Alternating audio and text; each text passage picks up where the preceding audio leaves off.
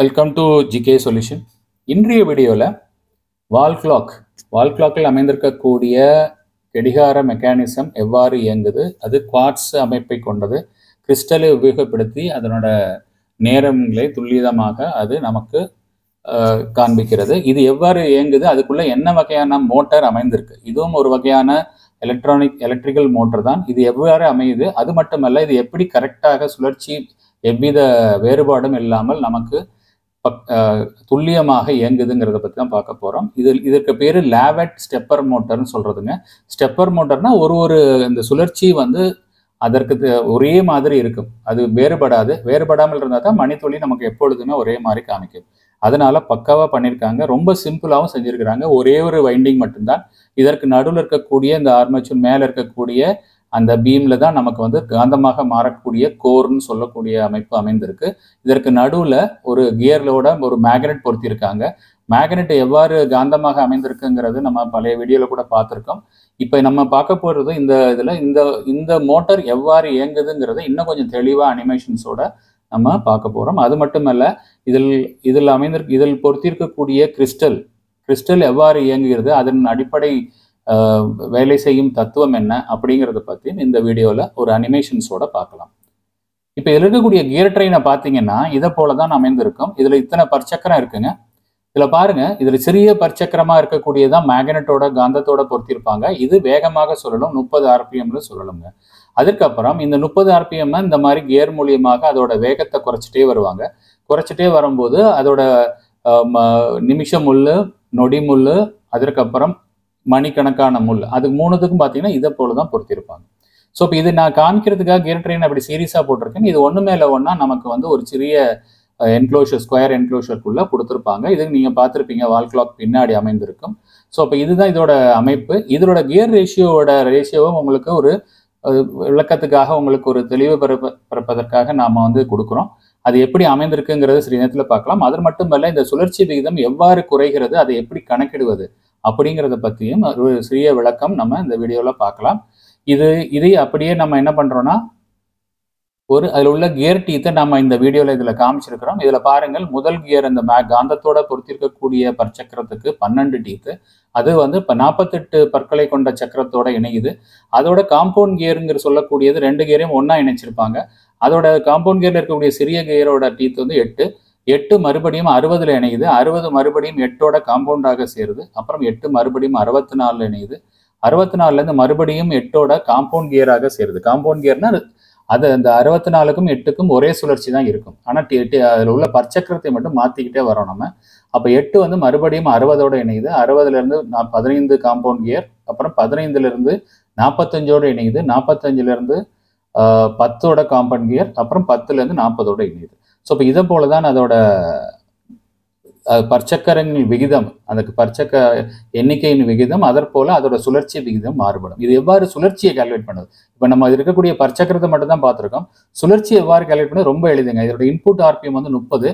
அப்போ 30 வந்து நம்ம எப்படி இந்த மாதிரி ஃபார்முலா போடணும், 30 இன்டூ இந்த கியர் ரேஷியோவை போட்டுக்கணும், 12/48 போட்டிங்கன்னா இந்த கியரோட, 2வது கியரோட சுழற்சி விகிதம் நமக்கு தெரிஞ்சிடும். இதை போல நம்ம ஒன்னொன்னா நம்ம கால்குலேட் பண்ணிட்டே வரலாம். அப்போ இந்த மஞ்சள் கியரோட சுழற்சி பார்க்கணும்னா அதற்கு இருக்கக்கூடிய இன்புட்டு இந்த T8ங்க. T8ம் T48ம் ஒரே வேகத்தில் தான் சுழலும். அதனால T48ஓட சுழற்சி 7.5, அதனால 7.5 இந்த இடத்துல நம்ம போட்டோம். கியர் ரேஷியோ 8/60 போட்டாச்சு. அப்போ 1 RPM சொல்லலுது. இதே போல நம்ம ஒன்னொன்னா நம்ம இதில் கால்குலேட் பண்ணிட்டே வரலாம். ரொம்ப சிம்பிள். இப்போ பாருங்க, இதை பார்த்தீங்கன்னா இது மணி கணக்கில் வரும், இது நிமிஷ கணக்கில் வரும், இது நொடி கணக்கில் வரும். இதை போல தான் அதோட கியர் ரேஷியோவை கால்குலேட் பண்ணணும். ஒரு எளிமையாக புரிவதற்காக நம்ம ஒரு சிம்பிளாக ஒரு கால்குலேஷன் கொடுத்துருக்குறோம். எவ்வாறு கால்குலேட் பண்ணுறாங்க, இதை விகிதத்தை நீங்கள் எங்கே வேணாலும் கால்குலேட் பண்ணிக்கலாம். ஓகேங்களா? ஸோ இப்போ இதுதான் கியர் சிஸ்டம். இதுலேருந்து நம்ம அடுத்த செக்ஷன் நம்ம என்ன பார்க்கலாம்னா, அதில் அமைந்திருக்கக்கூடியது இதை போல தான் அமைந்திருக்கும். நான் உங்களுக்கு புரிவதற்காக அதை சீரீஸில் காமிச்சேன். ஆனால் அதில் இருக்கக்கூடிய மெக்கானிசம் பார்த்தீங்கன்னா இதற்கு போல தான் அமைந்திருக்கும். இதில் இருக்கக்கூடிய ஆரஞ்சு வஞ்சத்தில் கீழே இருக்கு இல்லைங்களா, அதை சிறிது நேரத்தில் காமிக்கிறேன். அந்த இதில் ஃப்ரிக்ஷன் கப்ளிங் மாதிரி கொடுத்துருப்பாங்க. என்ன காரணம்னா, நம்ம மணியை மேனுவலாக நம்ம திருப்பும் பொழுது இந்த மோட்டர் இயங்கிட்டு தான் இருக்கும். அந்த சமயத்தில் இந்த மோட்டருக்கு எதுவும் ஆகக்கூடாது அப்படிங்கிறதுனால, இந்த கியர் ட்ரெயின் ரிவர்ஸில் சுற்றக்கூடாதுங்கிறதுனால நம்ம அதில் வந்து ஒரு கிளட்ச் மெக்கானிசம் கொடுத்துருப்பாங்க. அந்த கிளட்ச் மெக்கானிசம் சில நேரங்களில் சரியாக இல்லைன்னா கூட உங்களுக்கு அது இப்போ பாருங்க, இதில் காமிக்கிற பாருங்க, இந்த ஆரஞ்சு கியர் தான். இந்த ஆரஞ்சு கியரில் ஒரு கிளட்ச் மெக்கானிசம் கொடுத்துருப்பாங்க. அதுக்கு மேலே இருக்கக்கூடிய ஒரு பச்சை வண்ணத்தில் இருக்கு இல்லையா, அதுக்கு நடுவில் வந்து கிளட்ச் மெக்கானிசம் இருக்கும். அதை வந்து சரியா இருக்காங்கிறத நீங்க பார்த்துக்கணும். ஓகேங்களா? ஸோ இப்போ இதுதான் இந்த மாதிரி தான் மெக்கானிசம் அமைந்திருக்கும். கீழே வந்து இதை போல ஒரு சின்ன பெரிய பிசிபியில் இந்த கருப்பு வண்ணத்தில் இருக்கக்கூடியது ஒரு ஐசிங்க. இது வந்து ஒரு சிக்னல் ஆம்பிளிஃபையர் ஆசிலேட்டர் ஐசிங்க. இந்த ஆசிலேட்டர் ஐசி மூலியமாக தான் இந்த மேல இருக்கக்கூடிய காயிலுக்கு பல்ஸ் கிடைக்குது.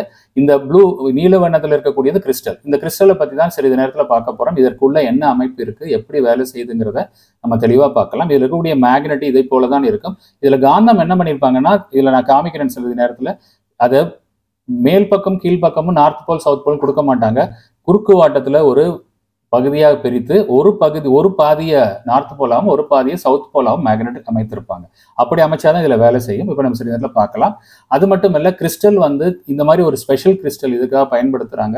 32,768 ஹெர்ட்ஸ், அதாவது 32.768 கிலோ ஹெர்ட்ஸ் ஒரு ரியல் டைம் கிளாக் கிறிஸ்டல் சொல்றதுங்க. இது கிளாக்குக்காகவே வடிவமைக்கப்பட்ட ஒரு கிறிஸ்டல், வேற எங்கேயும் இது பயன்படாது. இது எதற்காக வந்து இந்த மாதிரி ஒரு எண்ணிக்கையை வச்சிருக்கிறாங்கன்னா, இதை வந்து நம்ம இந்த 2^15, அதாவது டிவைட் பண்ணிட்டே வந்து அதை 2ஆல 15 முறை டிவைட் பண்ணுனா கடைசியாக உங்களுக்கு 2 RPM கிடைக்கும்.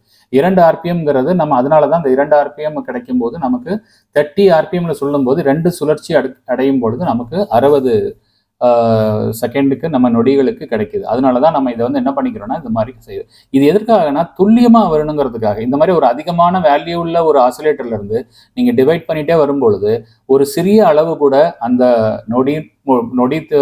நொடியில் வரக்கூடிய எலக்ட்ரானிக் பல்ஸ் வேறுபடாதுங்க. கரெக்டா இருக்கும், அக்யூரேட்டா இருக்கும், ஸ்டேபிளா இருக்குங்கிறதுனால தான் இந்த மாதிரி ஒரு ஹை ஃப்ரீக்வன்சியில் ஒரு ஆசிலேட்டர் எடுத்து அதை ஃபிளிப் ஃப்ளாப் சர்க்கியூட் அப்படின்னு சொல்லக்கூடிய ஒரு சர்க்கியூட் மூலியமாக அதை பாதியாக்கிட்டே வருவாங்க. ஒரு பாதியாக்குறதுக்கு ஒரு ஃபிளிப் ஃப்ளாப், அந்த மாதிரி 15 ஃபிளிப் ஃப்ளாப் சீரீஸில் கொடுத்துருப்பாங்க.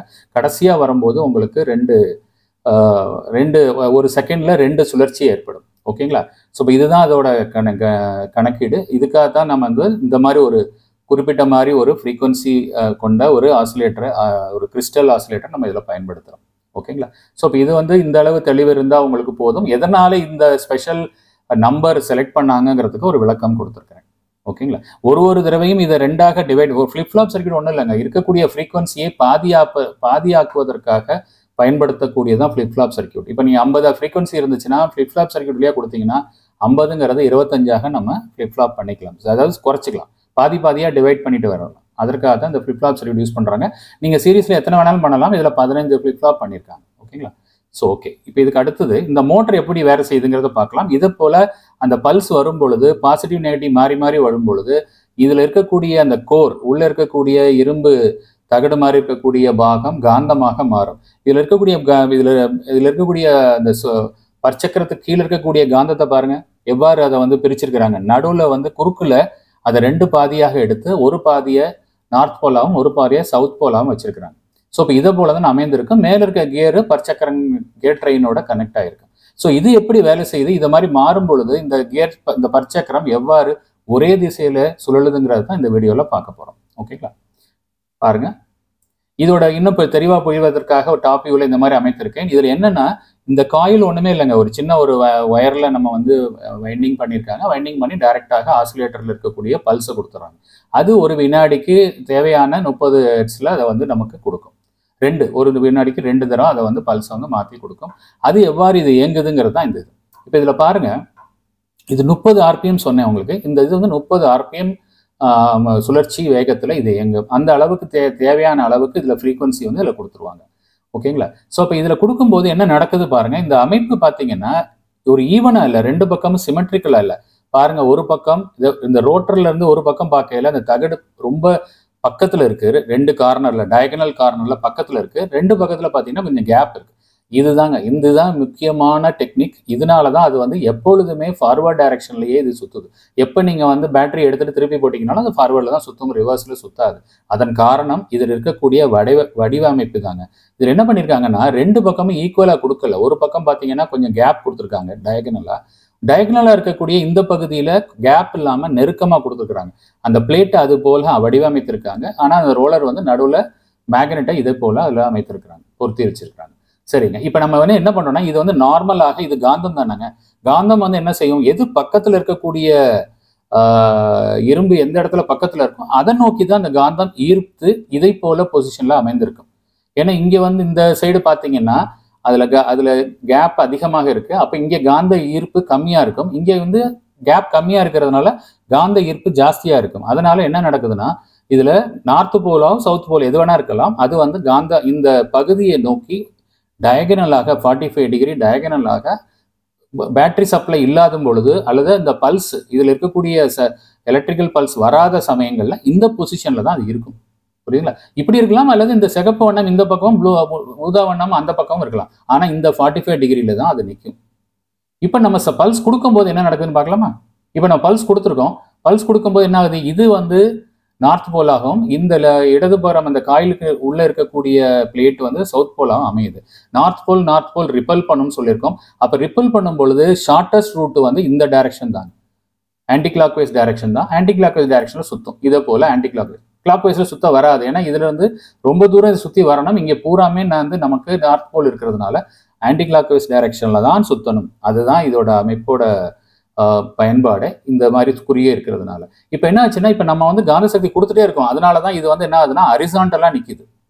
இப்ப காந்த சக்தி ஆஃப் பண்ணோம்னா என்ன ஆகும், எங்க குறுகிய கேப் இருக்கோ அதை நோக்கி அது நகர்ந்துடும். இப்ப பாருங்க, நான் வந்து காந்த சக்தி ரிமூவ் பண்ணிட்டேன்.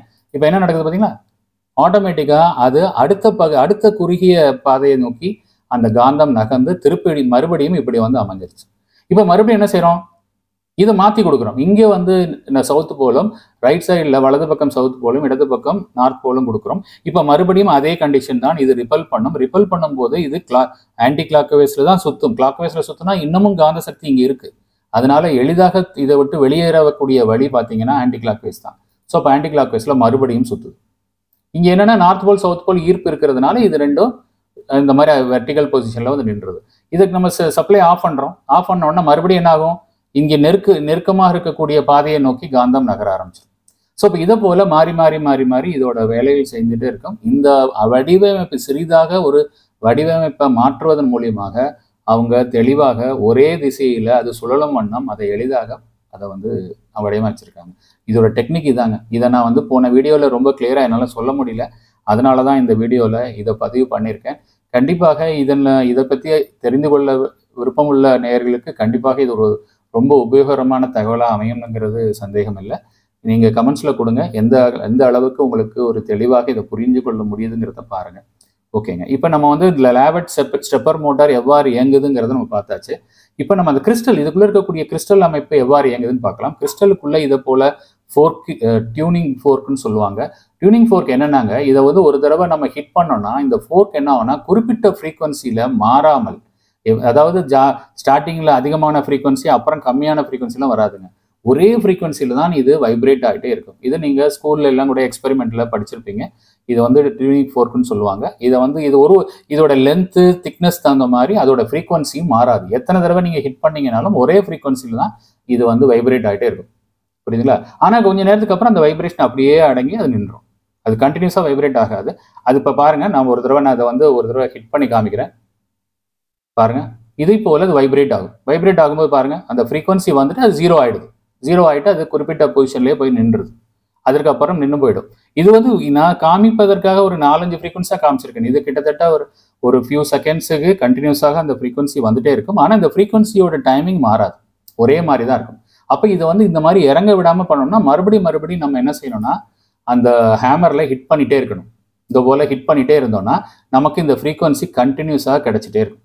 இது ஒரு சவுண்டு ஃப்ரீக்வன்சி மாதிரி தான் நான் காமிச்சிருக்கேன் புரிவதற்காக. இந்த மாதிரி நம்ம ஹிட் பண்ணிட்டே இருக்கிறதுக்கு நமக்கு என்னன்னா, இதுல இருந்து வரக்கூடிய ஃபீட்பேக் எப்பெல்லாம் இது வந்து டவுன் ஆகுதோ அந்த சமயத்துல ஹேமர் பண்ணணும். அதற்காக ஒரு எலக்ட்ரானிக் சர்க்கியூட் அமைப்பும். அது மட்டும் இல்ல, இது போல ஃபோர்க்ல மெக்கானிக்கலா நம்மளால ஹிட் பண்ண முடியாது. அதற்காக என்ன பண்றாங்கன்னா, கிறிஸ்டல்னு சொல்லக்கூடிய ஒரு பொருள் இருக்கு. அந்த கிறிஸ்டலோட பயன் என்னன்னா, அதை வோல்டேஜ் கொடுத்தீங்கன்னா வைப்ரேஷன் ஆகும், இல்ல நீங்க அதுக்கு வைப்ரேஷன் கொடுத்தீங்கன்னா அதை வோல்டேஜாக கன்வெர்ட் பண்ணி கொடுக்கும். அதான் கிறிஸ்டலோட குணாதிசயம். இதை ரேடியோக்கள் எல்லாம் கூட பயன்படுத்துறாங்க. பழைய காலத்துல இந்த கிறிஸ்டலை வச்சுதான் ரேடியோ எல்லாம் பயன்படுத்திட்டு இருந்தாங்க. இப்பவும் இந்த கிறிஸ்டல் பயன்படுத்திட்டு தான் இருக்கிறாங்க. அது குறிப்பிட்ட என்ன இந்த கிறிஸ்டலோட பயன் என்னன்னா, ஒரே ஃப்ரீக்வன்சி இந்த டியூனிங் ஃபோர்க்ல வர்ற மாதிரி அதில் கிறிஸ்டலுக்கும் ஒரே ஃப்ரீக்வன்சியில் அதோட அதிர்வுகளை வெளிப்படுத்தும். அதே போல் வரக்கூடிய அதிர்வுகளுக்கு தகுந்த மாதிரி அதோட வோல்டேஜும் உற்பத்தி ஆகும். புரியுதுங்களா? ஸோ இப்போ இதுதான் கிறிஸ்டலோட அது செய்யக்கூடிய அதோட வேலை செய்யக்கூடிய விதம். இதை எப்படி பயன்படுத்துகிறாங்கங்கிற காமிக்கிறேன். அந்த கிறிஸ்டல் ஒரு சிலிண்டர் வடிவத்தில் இருந்தது இல்லைங்களா, அந்த கிறிஸ்டலோட அமைப்புக்குள்ள இப்படி தான் இருக்கும், ஃபோர்க் மேலே தான் இருக்கும். இதில் என்ன செய்கிறாங்கன்னா, அந்த கிறிஸ்டல் அதுக்குள்ளுக்குள்ள வந்து அந்த படிகாரம் சொல்லக்கூடிய அந்த கிறிஸ்டலை வந்து உள்ளுக்குள்ள வச்சிருக்கிறாங்க. அந்த கிறிஸ்டலுக்கு சப்ளை கொடுத்தாங்கன்னா அது என்ன ஆகும்னா, இந்த மேலே இருக்கக்கூடிய ஃபோர்க்கு ஹேமரால் அடிக்கும்போது எவ்வாறு அது வந்து வைப்ரேஷன் ஆச்சோ அதே மாதிரி இது போல வைப்ரேஷன் ஆகும். ஸோ இப்போ இந்த வைப்ரேஷன் வந்து கண்டினியூஸாக வைப்ரேஷன் ஆகுங்கிறதுக்காக என்ன பண்ணுறாங்கன்னா, இதுலேருந்தே ஃபீட்பேக் எடுத்து சிக்னல் ஆம்பிளிஃபை பண்ணி பேட்டரி மூலியமாக இதுக்கு சப்ளையை பல்ஸ் போல் கொடுத்துட்டே இருப்பாங்க. எதுக்காக கொடுக்குறாங்கன்னா, இந்த ஃப்ரீக்வன்சி வந்து மாறாது. அப்போ நீங்கள் கேட்கலாம், அப்போ நம்ம ஃப்ரீக்வன்சி கொடுக்குறோன்னா நம்ம சிக்னல் ஆம்பிளிஃபையர் டைரெக்டாக கொடுத்துடலாமா, எதுக்காக அந்த கிறிஸ்டல்? நம்ம எவ்வளவுதான் நம்ம வந்து பக்காவாக நம்ம ஒரு ஆசிலேட்டர் பண்ணாலும் அந்த ஆசிலேட்டர் ஒரே ஃப்ரீக்வன்சியை கொடுக்குங்கிறது நம்பிக்கை இல்லைங்க. அதனால தான் நம்ம என்ன செய்கிறோம்னா, இந்த கிறிஸ்டல் அமைப்பை வச்சு அதிலிருந்து ஃபீட்பேக் எடுத்து நம்ம வந்து ஆம்பிளிஃபை பண்ணி கொடுக்குறோம். புரியுதுங்களா? இந்த கிறிஸ்டல் போய் நம்ம கிளாக்கை இயங்க வைக்க போகிறதில்ல. ஆனால் இந்த கிறிஸ்டல் வேற ஃப்ரீக்வன்சியில் வைப்ரேஷன் ஆகாதுங்கிற நம்பிக்கையில் அதனால தான் அதை எடுத்துட்டு தான் நம்ம என்ன செய்யறோம்னா, ஒரு ஃபீட்பேக் மூலியமாக நம்ம ஒரு ஆசிலேட்டரை ஒரு நிலைப்படுத்திக்கிறோம். அதனால இதனால தான் இந்த கிறிஸ்டல் ஆசிலேட்டர் பயன்படுத்திக்கிறாங்க. ஓகேங்களா? இந்த கிறிஸ்டல் ஆசிலேட்டர் இல்லைன்னா இந்த சிக்னல் ஆம்பிளிஃபையர் என்ன பண்ணுவோம்னா, அது இஷ்டத்துக்கு இந்த ஃப்ரீக்வன்சியை மெயின்டைன் பண்ண முடியாது, ஏற்ற இறக்கமாக பண்ணிடும். அப்புறம் உங்களுக்கு கடிகாரத்தில் டைம் சரியாக காண்பிக்காது. அதனால இந்த கிறிஸ்டல் ஆசிலேட்டர் மூலியமாக ஃபீட்பேக் எடுத்து கரெக்டாக கொடுத்துருப்பாங்க. புரியுதுங்களா? ஸோ இப்போ இதுதான் கிறிஸ்டல் ஆசிலேட்டருக்கு உள்ள இருக்கக்கூடிய அமைப்பு. இது வந்து நான் இந்த சிலிண்டர் வடிவத்தில் இருக்கிறதுல இப்படி தான் இருக்கும். சில இதில் பார்த்தீங்கன்னா வட்ட வடிவத்தில் கூட இருக்கும். அது எப்படி வேணா இருக்கலாம். உள்ள கிறிஸ்டல் கொடுத்துருக்காங்க, அவ்வளோதான். கிறிஸ்டல் கொடுக்கும்போது வோல்டேஜ் கொடுப்பாங்க, கிறிஸ்டலில் வைப்ரேஷன் ஏற்படும். அந்த வைப்ரேஷன்லேருந்து மறுபடியும் வோல்டேஜை கிரியேட் பண்ணி மறுபடியும் சிக்னல் ஆம்பிளிஃபையருக்கு ஃபீட்பேக்காக கொடுத்துருவாங்க. அந்த ஃபீட்பேக்கை வச்சு அது மெயின்டைன் பண்ணிகிட்டே இருக்கும். அந்த ஃப்ரீக்வன்சியை பக்காவாக மெயின்டைன் பண்ணிகிட்டே இருக்கும். இதுதான் வந்து ஒரு கடிகாரத்தின் அமைப்பு. அது எவ்வாறு இயங்குது, அதுக்குள்ளே இருக்கக்கூடிய முக்கிய பாகமான layout stepper motor, crystal oscillator, இது ரெண்டும் தான் இந்த வீடியோவோட நோக்கம், உங்களுக்கு தெளிவுபடுத்துவதற்காக. இதற்கு முன்னாடியே நம்ம இந்த வீடியோவை பற்றி போட்டிருக்கோம். பட் இருந்தாலும் இதில் இன்னும் கொஞ்சம் தெளிவாக ஒரு அனிமேஷன்ஸோட உங்களுக்கு விளக்கலாம்ங்கிறதுனால தான் இந்த வீடியோ பண்ணியிருக்கேன். கண்டிப்பாக இந்த வீடியோவோட உபயோகத்தை உங்களுக்கு எவ்வாறு இருக்குங்கிறத பற்றி கமெண்ட்டில் கொடுங்க. இன்னும் பல வீடியோக்கள் பல பேர் நண்பர்கள் கேட்டிருந்தாங்க. சாஃப்ட் ஸ்டார்டிங், விஎஃப்சி கண்ட்ரோலர் அந்த மாதிரிலாம் கேட்டிருக்காங்க. இன்னும் வாட்டர் கண்ட்ரோலர்லாம் கேட்டிருக்காங்க. கண்டிப்பாக நம்ம சேனலில் 1 by 1 நான் வரிசையாக அதோட சர்க்கியூட், அதோட விளக்கம், நீங்களே அதை செய்யக்கூடிய வகையில் எல்லா வித டீட்டெயிலும் நான் அதில் கொடுக்குறேன். கண்டினியூஸாக மானிட்டர் பண்ணுங்கள். அடுத்த வீடியோவில் சந்திக்கலாம் நண்பர்களே. தேங்க்ஸ் ஃபார் வாட்சிங்.